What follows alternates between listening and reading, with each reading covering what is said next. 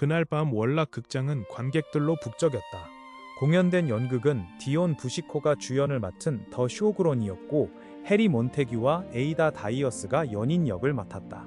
이 훌륭한 영국 극단의 인기는 절정에 달해 있었고 더 쇼그론은 항상 만원이었다.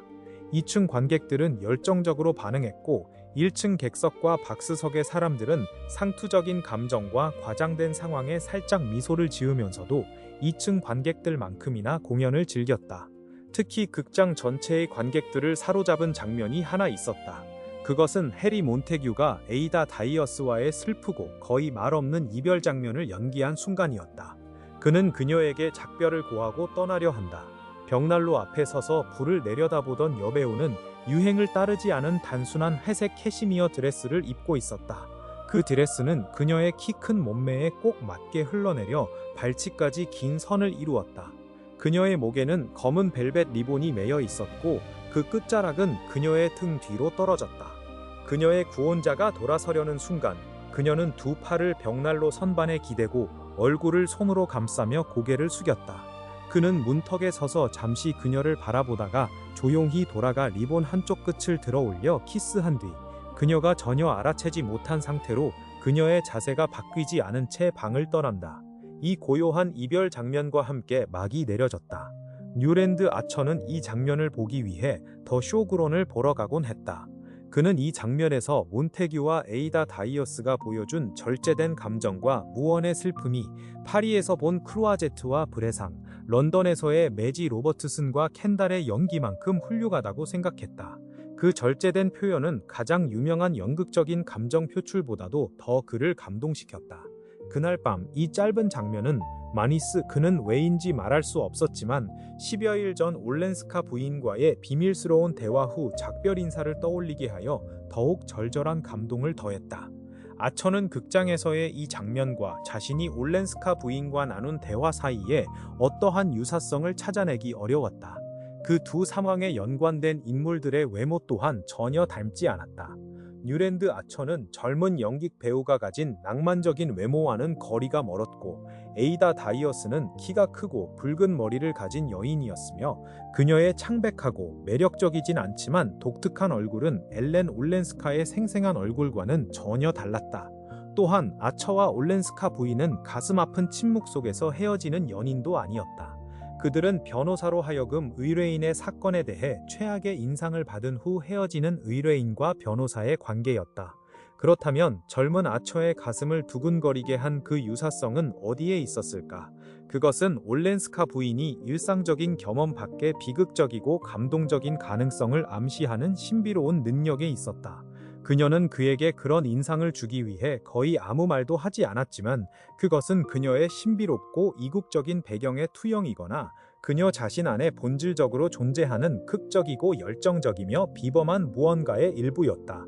아처는 처음부터 사람들의 삶을 결정하는데 우연과 상황보다는 그들이 본능적으로 끌어당기는 사건들이 더 큰 역할을 한다고 생각해왔다. 그는 올렌스카 부인이 처음부터 그러한 사건들을 끌어당기는 사람이라고 느꼈다. 조용하고 거의 수동적인 이 젊은 여인은 아무리 사건들을 피하려고 노력하고 멀리하려 해도 결국 그녀에게 닥칠 수밖에 없는 인물로 보였다. 흥미로웠던 사실은 그녀가 너무나 짙은 극적 분위기 속에서 살아온 탓에 스스로 극적인 상황을 불러일으키는 성향조차 눈에 띄지 않은 듯했다는 것이었다. 그녀에게 놀라움이 없는 것은 그녀가 격동의 소용돌이 속에서 뽑혀나왔다는 인상을 남겼다. 그녀가 당연하게 여기는 것들이 그녀가 저항했던 것들을 측정하는 기준이 되었다. 아처는 결국 올렌스키 백작의 비난이 근거 없지 않다는 확신을 가지게 되었다. 그녀의 과거에 등장한 비서라는 인물은 그녀가 도망치는 것을 도운 대가로 보상을 받지 않았을 리 없었다. 그녀가 도망친 상황은 말로 표현하기 어려울 정도로 끔찍하고 믿기 힘든 것이었다. 그녀는 젊었고 두려웠으며 절박했다. 그렇다면 자신을 구해준 사람에게 감사하는 것이 당연하지 않았을까?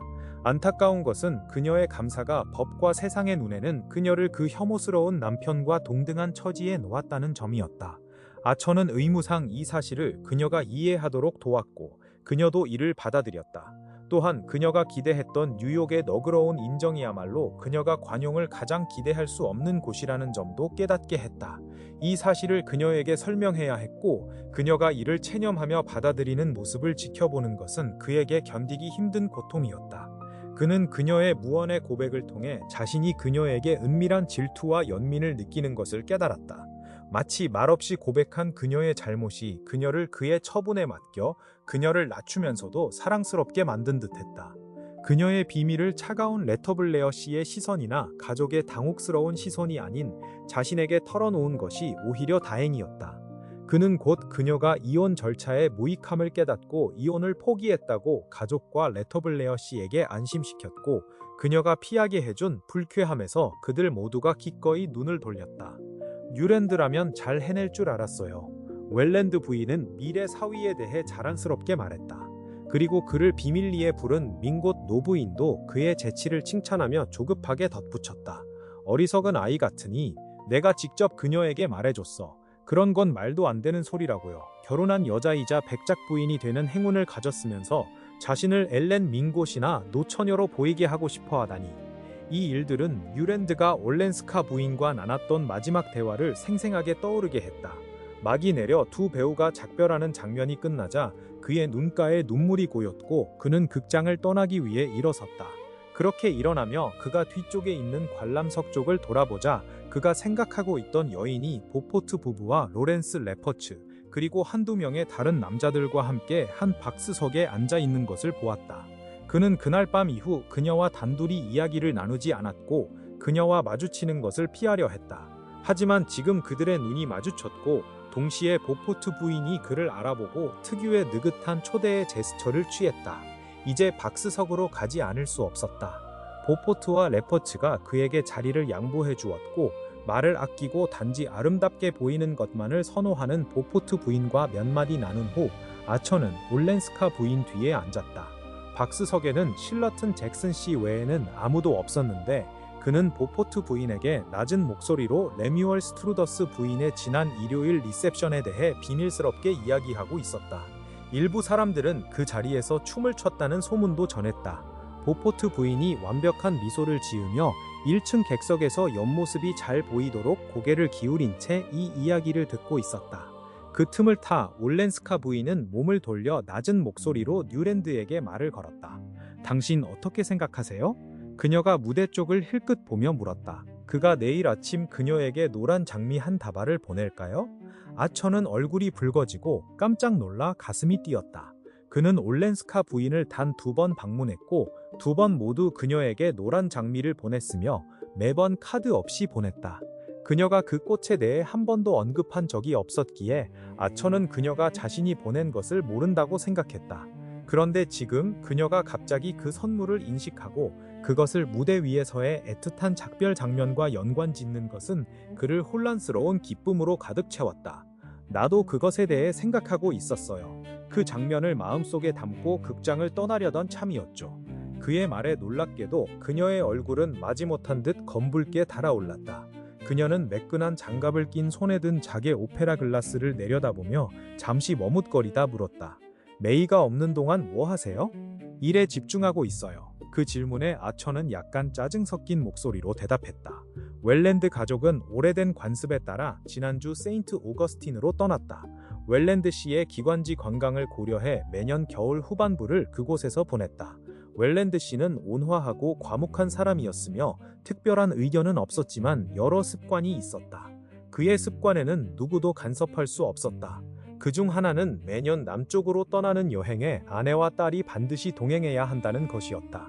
가정의 일체감을 유지하는 것은 그의 평온한 마음을 위해 필수적이었고, 만약 웰랜드 부인이 없었다면 그는 자신의 빚이 어디에 있는지조차 모르거나 편지에 붙일 우표를 어떻게 구해야 할지도 몰랐을 것이다. 가족 구성원 모두가 서로를 아끼고 웰랜드 씨는 그들 존경의 중심이었기 때문에 아내와 메이는 그를 혼자 세인트 오거스틴에 보내는 것을 한 번도 생각해 본 적이 없었다. 그리고 법조계에 종사하는 두 아들 역시 겨울 동안 뉴욕을 떠날 수 없었기 때문에 매년 부활절에 그와 합류해 함께 돌아왔다. 아처는 메이가 아버지와 동반해야 하는 필요성에 대해 논의하는 것이 불가능했다. 웰랜드 씨의 폐렴 발작은 민곳 가문의 주치의 명성을 크게 뒷받침하고 있었고 사실 발작은 결코 일어난 적이 없었다. 따라서 웰랜드 씨가 세인트 오거스틴으로 가야 한다는 그의 고집은 확고했다. 원래 메이의 약혼 발표는 그녀가 플로리다에서 돌아온 후로 예정되어 있었지만 발표가 일찍 이루어졌다고 해서 웰랜드 씨의 계획이 바뀐 거라고 기대할 수는 없었다. 아처는 여행자들과 동행하여 약혼녀와 함께 몇 주 동안 햇살과 보트 여행을 즐기고 싶었지만 그 역시 관습과 전통에 얽매여 있었다. 그의 직업적 의무가 그리 힘들지 않다 해도 한겨울에 휴가를 요청한다면 민곳 가문 전체에게 경박하다는 비난을 받았을 것이다. 그는 결혼 생활의 주요 요소 중 하나인 인내심을 배워야 한다는 것을 느끼며 체념하고 메이의 출발을 받아들였다. 그는 올렌스카 부인이 눈꺼풀을 내리깔고 자신을 바라보고 있다는 것을 의식했다. 당신이 원하던 대로 했어요. 당신이 조언하리대로요. 그녀가 갑자기 말했다.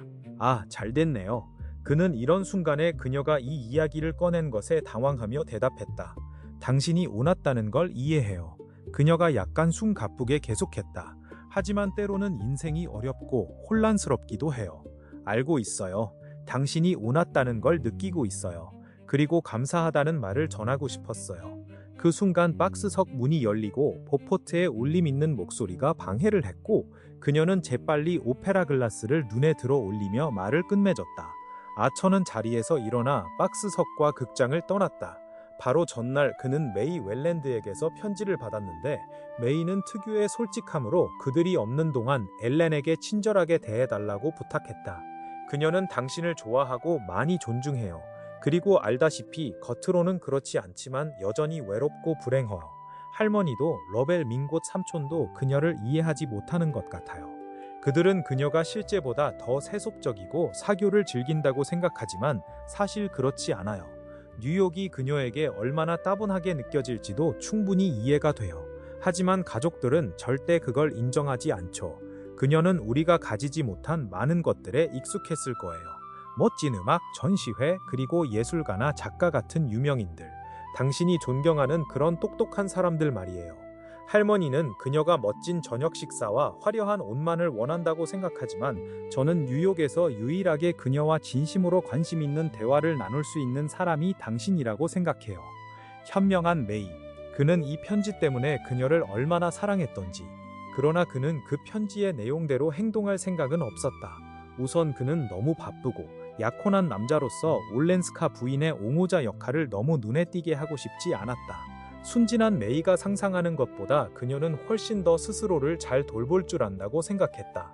그녀에게는 발 아래 무릎을 꿇은 보포트가 있었고 수호천사처럼 그녀를 감싸는 반 더 루이든 씨가 있었다.